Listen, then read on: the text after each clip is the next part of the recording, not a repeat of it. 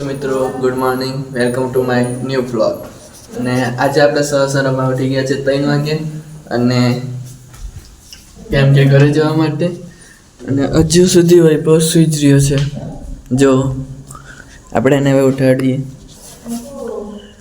વૈભવ આ કાકા પણ તૈયાર થઈ ગયા છે બાર યશપાલ છે એ બી તૈયાર થઈ ગયો છે ઘરે જવા માટે અને હવે તમને બતાડું ગાડી સામાન ચંપકી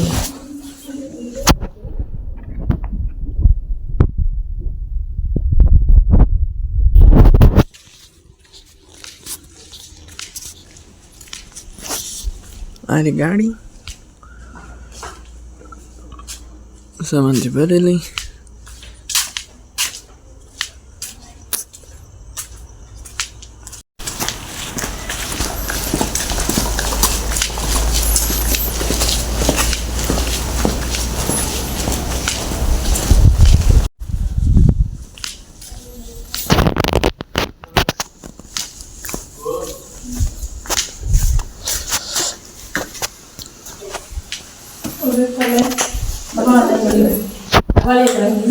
તો મિત્ર હવે વૈભવ પણ ઉઠી ગયો